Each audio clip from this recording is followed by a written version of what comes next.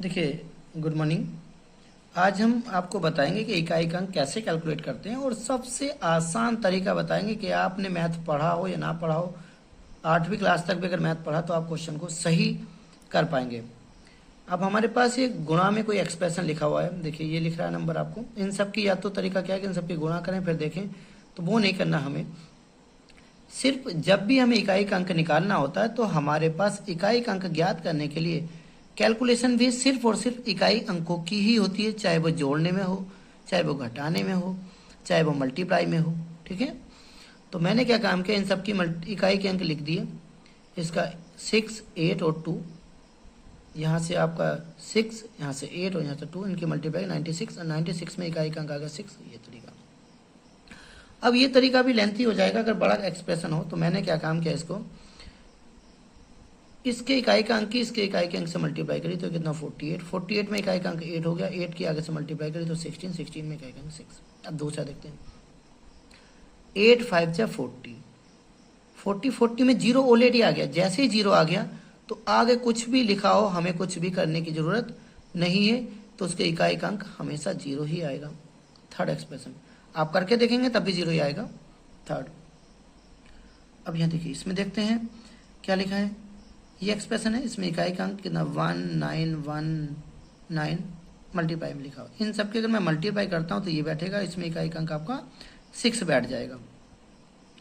Lengthy हो जाएगा, लेकिन मैं क्या काम करूँगा, 1 की 9 से मल्टीप्लाई की 9 आ गया, 9 की मल्टीप्लाई करी 1 से फिर 9 आ गया, 9 की मल्टीप्लाई करी 9 से तो 81। अब यहाँ 2 डिजिट हो गए, 2 में इकाई का अंक कितना है 1, इसमें इकाई का अंक क्या है 1। अब 1 की मल्टीप्लाई करेंगे 6 है तो आंसर 6 है। अब आगे देखिए, अब ये एक्सप्रेशन दिया हुआ है, इसमें क्या है 3, यहाँ पे 3 है, यहाँ पे 1 है, यहाँ पे 2 है, यहाँ पे 2 है, 6 एंड 4। तो तरीका वही है, तो सबकी मल्टीप्लाई को ये कर लीजिए, लेकिन ये भी लेंथी पड़ेगा। तो हमें क्या करना है, हमने 3 की मल्टीप्लाई करी 1 से, आंसर इज 3। 3 में तो इकाई का अंक 3 है ना, तो कोई दिक्कत ही नहीं। 3 की मल्टीप्लाई करी 2 से 6, 6 की मल्टीप्लाई करेंगे 2 से तो 12। अब 12 में इकाई का अंक 2 हो गया, तो आप 2 को लेके चलेंगे ना कि 12 को। 12 को नहीं, अब 2 को लेके चलेंगे। 2 6 जा फिर 12, 12 आ गया और 2 और 2 4 जा 8, आंसर इज 8। आगे देखिए, अगर कहीं इस तरह से एक्सप्रेशन दे रखा जिसमें मल्टीप्लाई में या तो एक बार जीरो आ जाए या एक से ज़्यादा बार जीरो आ जाए, तो उसकी कैलकुलेशन को करना ही नहीं होता, उसकी आंसर हमेशा जीरो ही आएगा। तो यहाँ कितना, एक बार जीरो मल्टीप्लाई में एक बार जीरो आ जाए या 2 बार जीरो आ जाए तो उसका आंसर कितना होगा, जीरो ही होगा। तो मैंने आपसे लिख भी दिया, इसका आंसर जीरो ही होगा। ये तो थी मल्टीप्लाई की बात। अगर यही चीज़ अगर आपको कभी, अगर यही नंबर कभी आपको जोड़ते टाइम या घटाते टाइम अगर आ रहा हो तो फिर कैसे कैलकुलेशन करेंगे, देखिए मैं आपको बता देता हूँ। ये मेरे पास एक्सप्रेशन है, तो इसमें भी सिर्फ इकाई अंकों का ही रोल होता है, अदर किसी अंक का कोई रोल नहीं होता है। तो मैंने सबके इकाई के अंक लिखे, और जब भी एक से ज़्यादा डिजिट बन जाएगी तो हम उसमें इकाई का अंक को प्ले करेंगे। तो 9 और 5 4 प्लस 5 प्लस 6 प्लस जोड़ा सबको 30 आ गया, 30 में इकाई का 6 हो गया। अब दूसरा देखते हैं जिसमें प्लस भी है और माइनस भी है।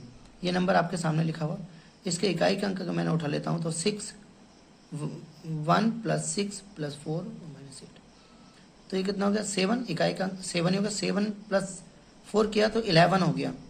11 में इकाई का अंक कितना, या तो 11 ही लिखा है, या 11 में इकाई का अंक प्लस के 1 होगा, प्लस का 1 होगा ना, ये तो 1 है, और ये कितना है 8, तो 1 प्लस का है और 8 माइनस का, तो माइनस के 7 बचेंगे। और जब भी कभी यूनिट डिजिट -7 आ रही हो तो उसको 10 के डिफरेंस करके लिख दीजिए, 10 से घटा के, तो इकाई का अंक कितना हो गया 3।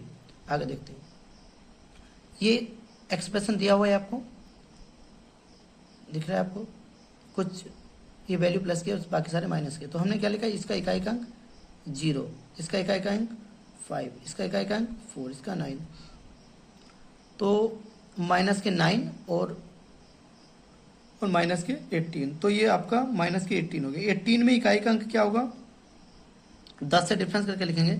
तो यानी कि यहाँ पे अभी तक अगर मैं बात करता हूँ तो ये आप इसको ये मान के चलना कि अभी तक यहाँ तक इकाई का अंक माइनस के 8 है, लेकिन इकाई का अंक माइनस का 8 हो नहीं सकता, इसे 10 से डिफरेंस करके लिखूंगा मैं। तो जैसे ही मैंने 10 से डिफरेंस करके लिखा तो अब इस तक आ गया 2, तो इस तरह से आपको ये क्वेश्चन जो है बहुत इंपॉर्टेंट हैं और हर एग्जाम में आपको क्वेश्चंस मिलेगा। आज के लिए इतना ही, थैंक यू।